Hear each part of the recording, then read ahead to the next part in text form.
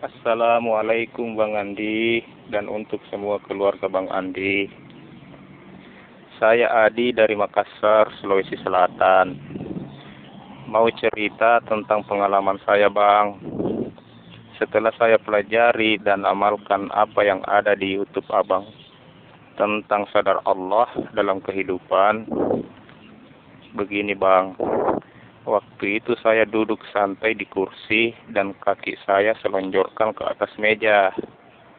Tiba-tiba tanpa berpikir, saya menyadari kalau Allah terasa dekat dan melihat saya. Dan spontan kaki saya turunkan dan kembali duduk yang sopan atau normal. Karena perasaan saya itu tidak pantas di depan Allah. Dan bersamaan dengan itu ego saya terasa hilang dan perasaan dipenuhi rasa kasih sayang kepada semua yang ada di sekitar saya saat itu. Atau tidak ada rasa benci atau jengkel seperti sebelumnya. Saya mau tanyakan Bang, apakah itu contoh kalau saya sedang sadar Allah? Mohon pencerahannya Bang, mohon maaf dan terima kasih. Waalaikumsalam warahmatullahi wabarakatuh. Alhamdulillah, terima kasih banyak Pak Adi sudah berbagi pengalaman. Jadi apa yang Pak Adi alami itu adalah sudah benar ya. Itulah yang kita pelajari selama ini. Itulah yang akan kita raih selama ini.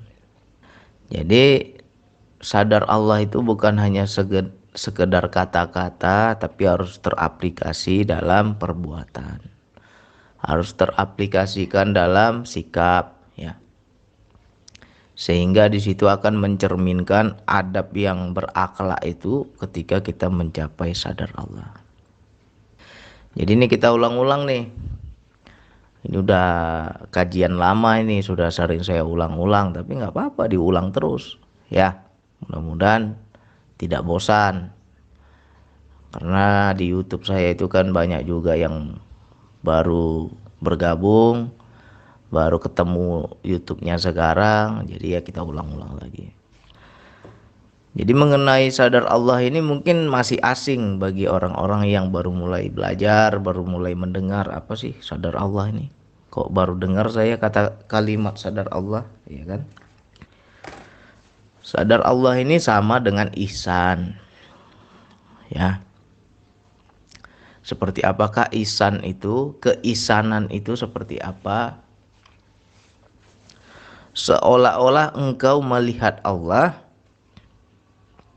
Kalau engkau nggak bisa melihat Allah, seolah-olah engkau sedang dilihat Allah. Bagi orang yang sudah mencapai keisanan ini, maka pastilah dia akan menjadi lebih bertakwa kepada Allah, lebih beradab, lebih berakhlak ya. Sangat jarang diajarkan tentang keisanan ini. Dari kecil kita itu paling hanya sebatas hafalan ya. Cobalah ingat-ingat kita dulu waktu sekolah. Dari TK, SD, SMP. Coba. Paling kita macam anak saya itu si Jaki. Sudah masuk SD. Paling gurunya hanya ngajarin hafalan-hafalan aja. Ayat ini, ayat itu. Tapi keisanan ini nggak pernah dibuka. Seharusnya itu harus dibuka dari dini. Sejak dini ya. Jadi ini sedikit saya cerita tentang anak saya lah, Zaki ya. Bukan berarti saya membanggakan anak saya, tidak. Tapi ini sebagai contoh, sebagai ya mudah-mudahan teman-teman bagi kita punya anak yang masih kecil, tolonglah diajarkan keisanan ini. Si Jaki itu kalau dia berbohong, istri saya langsung bilang, nanti bunda tanya sama Allah ya, kau bohong lah, bunda tanya sama Allah. Takut dia, akhirnya apa, nggak berani dia berbohong. Mau begini mau begitu, Allah melihat kamu. Akhirnya nggak berani dia. Itu juga keisanan. Ya, terkadang lucu juga, ada lucunya. Istri mengancam anak saya itu kadang dengan kalimat Allah saja. Kamu berbohong ya? Kalau kamu nggak mau jujur, Bunda tanya Allah ya. Saya mendengar jadi ketawa saya. Seperti apa nanya sama Allah? Pakai telepon nanyanya. Tapi anak saya percaya itu. Anak saya yakin bahwa bundanya bisa tanya sama Allah. Sehingga anak itu merasa takut. Ya. Disitulah kita mengajarkan keisanan. Ya. Dia mau berbohong, Allah melihat kamu loh. Allah menyaksikan kamu loh. Allah Maha tahu loh. Akhirnya di situ dia merasa terpantau, dia merasa diawasi, dia merasa gerak-geriknya selalu dilihat. Sehingga sikapnya juga menjadi terarah. Ya, terkadang kita juga malu, wilayah ini kan putus sambung juga. Ada saatnya kita ihsan, ada saatnya terputus dari ihsan. Jadi jangan sampai kita merasa sudah cukup lah aku belajar, udah paham aku yang namanya ihsan itu. Sudah paham aku yang namanya sadar Allah itu. Jangan kita merasa cukup, harus kita latih terus. Karena wilayah ini putus sambung. Ya. Macam Pak Adi bilang, aku merasa diawasi oleh Allah, berhadapan dengan Allah, sehingga kakiku kuturunkan, rasanya nggak sopan. Ya saat itu bisa kan, connect dia, tersambung. Coba dalam kehidupan, jangan nanti kita gunjing orang, ngomongin orang, menjelekkan orang, nggak ada ihsan. Makanya banyak itu orang, kenapa lisannya, mulutnya itu selalu berbuat dosa. Ngobrol sama si A, ceritain si B. Ngobrol sama si B, ceritain si A. Menggunjing aja kerjanya. Karena dia nggak capai ihsan ini. Apalagi para ibu-ibu itu. Yang tukang gosip, tukang ceritain orang. Tukang ceritain tetangga. Kalau memang tercapai yang namanya ihsan tadi, sadar Allah tadi, jangankan terucap, baru di hati mau ngomong saja, di situ dia sudah melihat Allah. Di situ dia sudah menyaksikan Allah. Aku mau ngomongin orang ya, aku lihat loh kata Allah. Ada interaksi itu di dalam dirinya. Aku lihat, aku tahu, aku mendengar. Akhirnya gemetar dia, nggak berani dia ngomong. Ya, inilah yang sedikit lagi akan menjadi yang namanya hamba. Orang kalau sudah mencapai ihsan, derajat selanjutnya adalah hamba.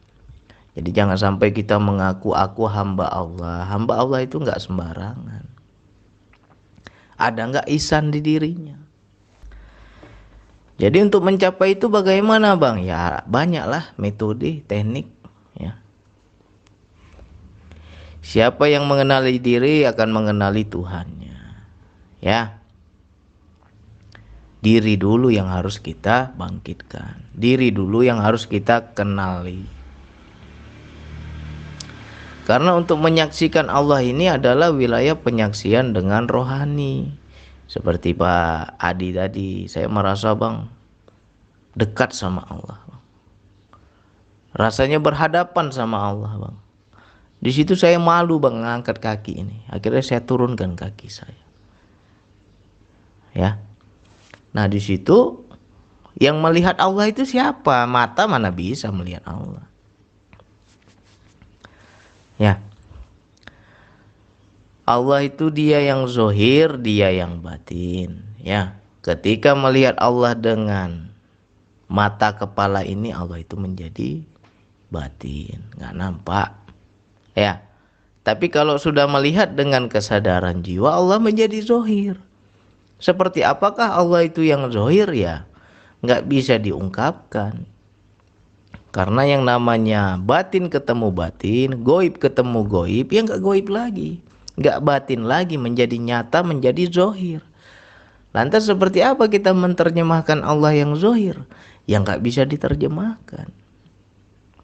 Pokoknya di situ ada satu titik kesadaran, kepastian, keyakinan bahwa memang itu dia. Ya. Sehingga jiwa ini menyaksikan zat, ya, menyaksikan dia, menyaksikan Allah. Terasa dekatnya. Seolah-olah berhadapan dengannya, bersama dengannya. Disitulah kita jadi terpantau. Gak berani aku macam-macam lah. Aku disaksikan. Ya. Nah, contohnya gini lah, kalau kita pergi ke hypermart atau ke supermarket. Misalnya kita mau melakukan sesuatu yang tidak diridhoi lah. Misalnya kita mau mencuri. Ya kan? Karena ada CCTV di situ, orang nggak berani mencuri. Coba nggak ada CCTV, pasti banyak orang mencuri. Kenapa di supermarket itu aman?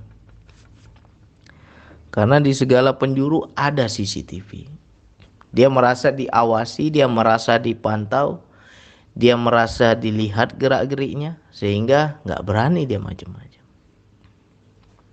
Lantas kenapa kita dalam kehidupan tidak pernah kita merasa seperti itu?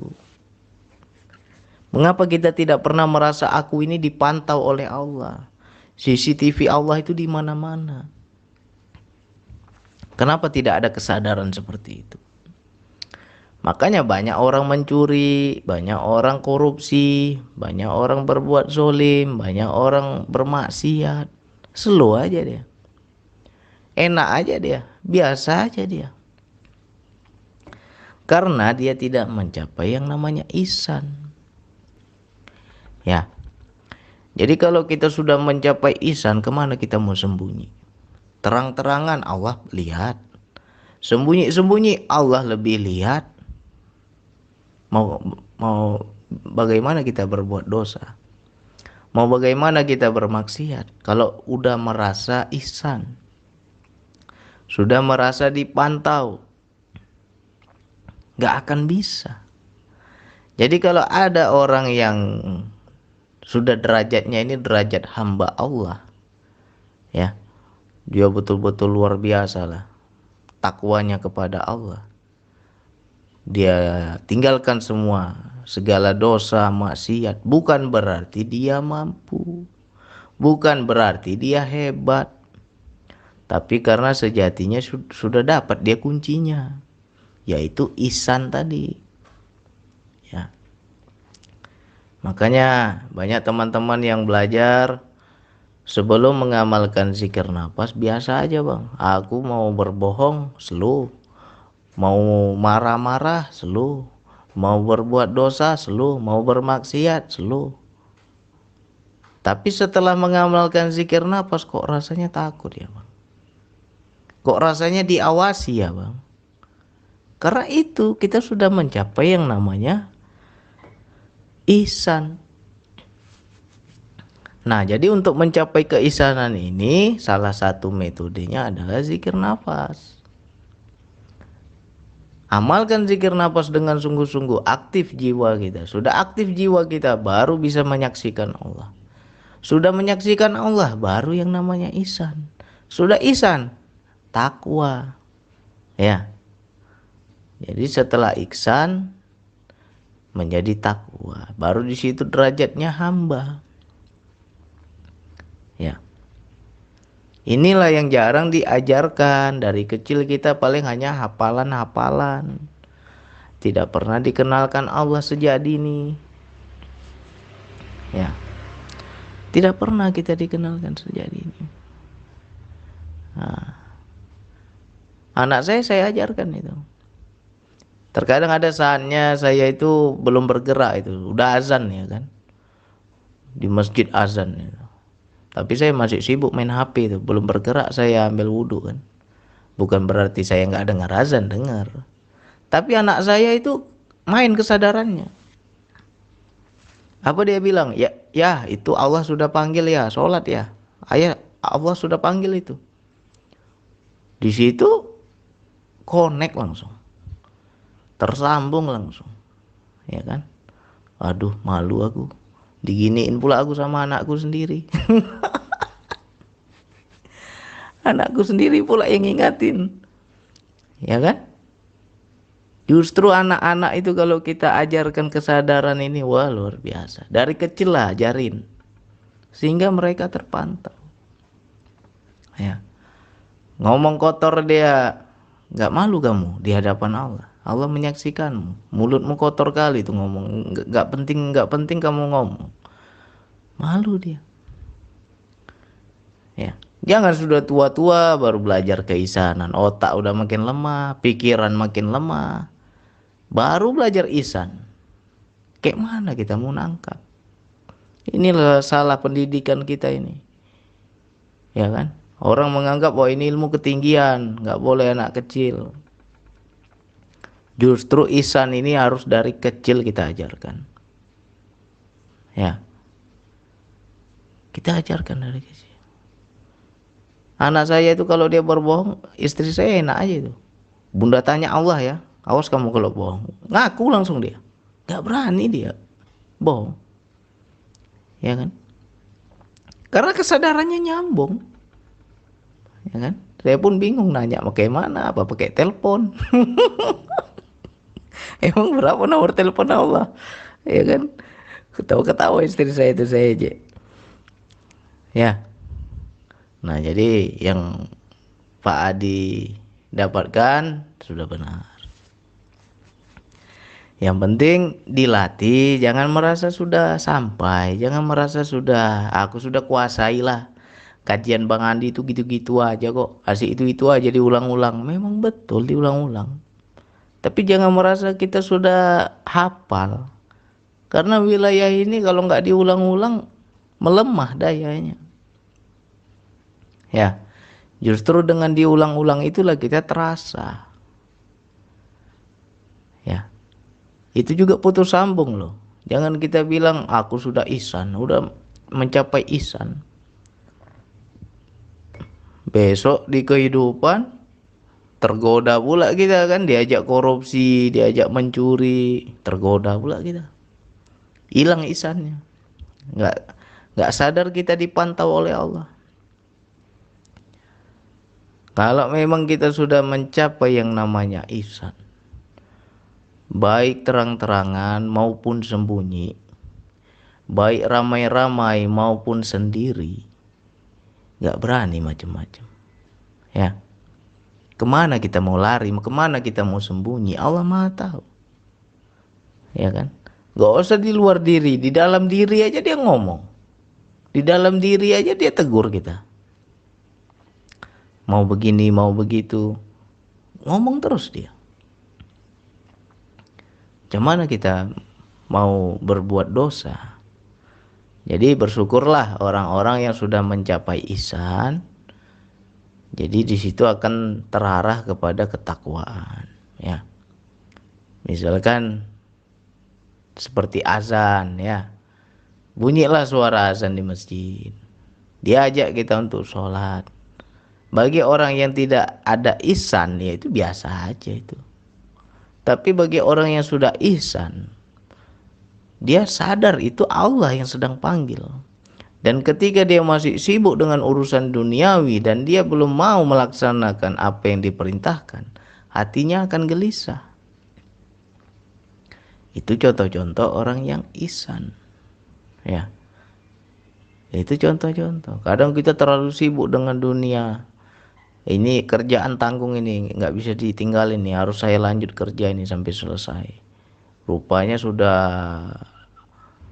lewat waktu sholat, ya kan? Di situ hati itu berantem, itu gelisah hati kita, ya kan? Itu bagi orang-orang yang ihsan. Jadi di situ harus kita belajar. Kita udah paham nih, ajarkan anak kita. Dari kecil harus diajarkan tentang ihsan, sehingga perilaku mereka berakhlak. Ya. Perilaku mereka berakhlak. Kenali Allah itu jangan tunggu udah tua-tua. Kenalkan Allah dari sejak dini. Ya, tentang kesadaran ini kenalkan sama anak kita. Jangan udah tua baru belajar marifat, udah tua baru belajar hakikat. Otak udah makin lemah, pikiran makin lemah, daya ingat kurang.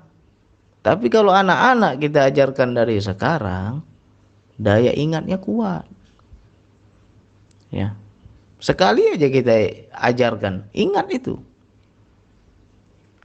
Ya. Jadi mudah-mudahan ini menjadi paham untuk yang lain. Jangan disepelekan wilayah ini. Ya. Mudah-mudahan gak bosan. Kalau Bang Andi kok itu-itu aja ya YouTube-nya itu. Diulang-ulang aja itu. Ya mudah-mudahan gak bosan lah. Ya. Kita belajar terus. Saya pun masih belajar. Kadang itu video yang 2 tahun yang lalu saya dengar lagi. Ternyata udah hilang dari ingatanku. Gak ingat lagi aku. Ya kan. Itulah pentingnya kita ulang-ulang. Oh pernah ya aku ngomong kayak gini ya dulu ya. Kok sekarang aku baru sadar ya. Kok baru ingat ya. Ternyata hilang dia.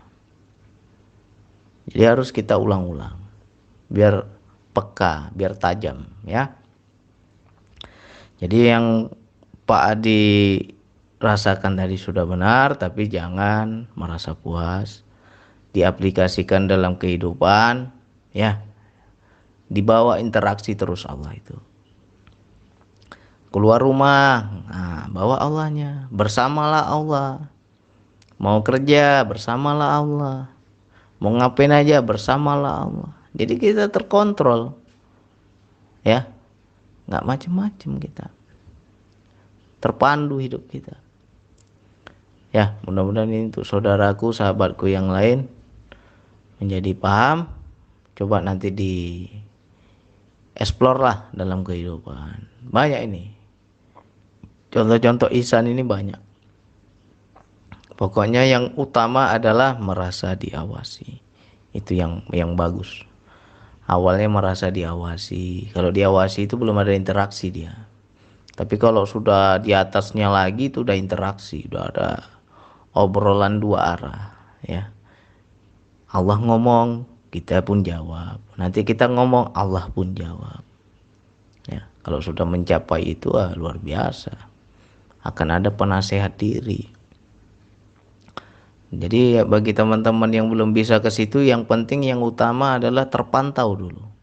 Seperti kita di supermarket, segala penjuru itu ada CCTV, kita kan nggak berani kan mau mencuri kan. Nah, begitu juga dalam hidup ini, anggap aja hidup ini, dunia ini supermarket, kayak hypermart gitu kan. Nah, langit itu adalah, segala penjuru adalah CCTV-nya Allah. Bisa nggak kita merasakan aku ini selalu gerak-geriku dipantau oleh Allah?